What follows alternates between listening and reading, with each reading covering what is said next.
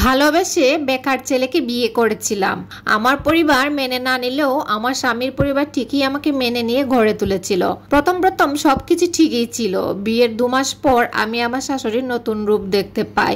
আমার স্বামী যখন বেকার ছিল তখন আমি ঘরের সব কাজ নিজের হাতেই করতাম। তারপর শাশুড়ির মন জুগাতে পারিনি। ছোটবেলা থেকেই বাসা বাড়িতেই থাকতাম, তেমন কোনো কাজই করতে পারতাম না। তারপরও নিজের নিজের যতগুলো পারতাম করতে চেষ্টা করতাম। তারপরও ছোট ছোট কাজে ভুল ধরে আমাকে অনেক কথা শোনাতো।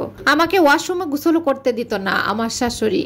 আমি নতুন বউ ছিলাম, বলতো বাড়ির পাশে পুকুর আছে সেখানে গিয়ে গোসল করতে। আরো বলতো কারেন্ট বিল কে দিবে, তোমার বাবা দিবে। আরো কত কিছু। যদি একদিন ঘুম থেকে উঠতে দেরি হতো তাহলে বলতো মরার ঘুম ঘুমিয়েছে, উঠতে হবে না, বাড়ির কাজ কে করবে। আমার স্বামী সব শুনতো কিন্তু কিছুই বলতো না, কারণ সে ছিল বেকার। আমার শাশুড়ি আমার উপর কি পরিমাণ নির্যাতন করতো সেটা বলে বোঝাতে পারবো না। শাশুড়ির নির্যাতনে একসময় আমি মানসিক ভারসাম্য হারিয়ে ফেলি। কাউকেই চিনতে পারতাম না, এমনকি যাকে ভালোবেসে হাত ধরে বাড়ি থেকে চলে আসছিলাম তাকেও চিনতে পারতাম না।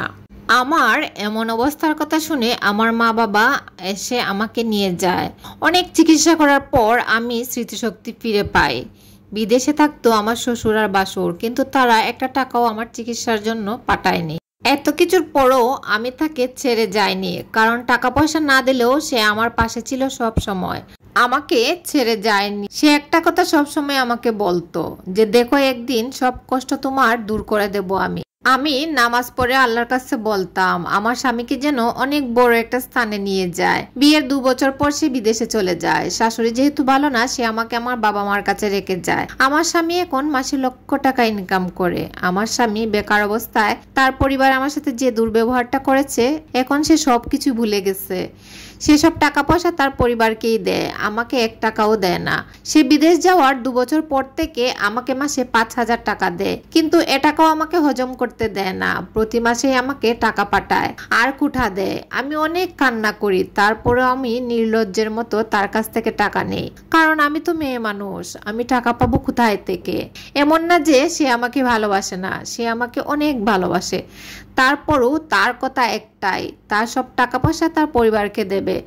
তাকে তার মা বাবা নাকি অনেক কষ্ট করে বড় করেছে, আর আমার খরচ সবকিছুই আমার বাবা আমাকে দিতে হবে। এভাবে চললে সে অনেক খুশি।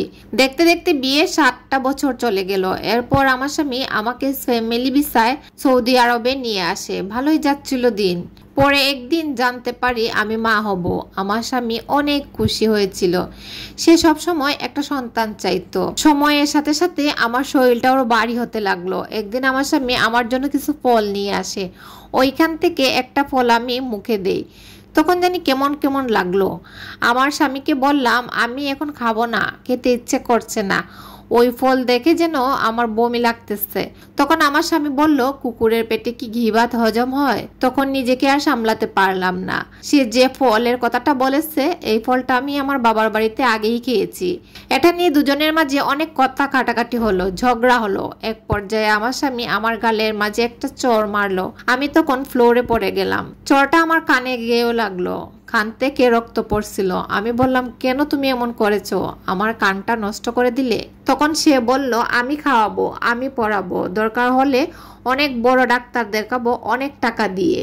তখন আমি বুঝতে পারলাম এর জন্য আমার স্বামী একটু অনুতপ্ত নয়। আমি আমার স্বামীর দিকে তাকিয়ে বললাম হায় আল্লাহ, আমার স্বামী টাকা পেয়ে তার নিজের অতীতকে ভুলে গেছে।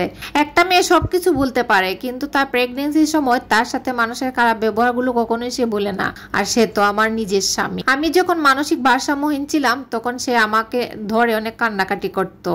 আর এই মানুষটাই এত পরিবর্তন, আমি এটা মানতে পারছি না। বেশ কিছুদিন এভাবেই কেটে গেল। আমার সাথে ছোট ছোট বিষয় নিয়ে অনেক ঝগড়া করত, আমার গায়ে হাতও তুলতো। আমার প্রতি তার আর কোনো ভালোবাসা নেই, আমি বুঝতে পারলাম। একদিন আমার বাচ্চাটাও নষ্ট হয়ে গেল। তারপর আমি রাগ করে সবকিছু ছেড়ে আমার বাবার বাড়ি চলে আসলাম। এভাবে প্রায় 2 থেকে 3 সপ্তাহ চলে গেল। সে একটা ফোনও দিল না, কোনো খোঁজও নিল না। আমি অনেক কষ্ট পেয়েছি। যাকে এতটা ভালোবেসেছিলাম, যার জন্য এত কিছু ত্যাগ করেছিলাম, সেই মানুষটাই এতটা পরিবর্তন হবে আমি কিছুতেই মেনে নিতে পারছি না। স্বামী জান, বিশ্বাস করো, তুমি যেদিন আমাকে আঘাত করেছিলে সেদিনের পর থেকে তোমাকে দেখে না আমার আর চোখ জুড়ায় না, শান্তি লাগে না। জানো, আমি আজ পর্যন্ত দোয়া করি তুমি অনেক বড় হও।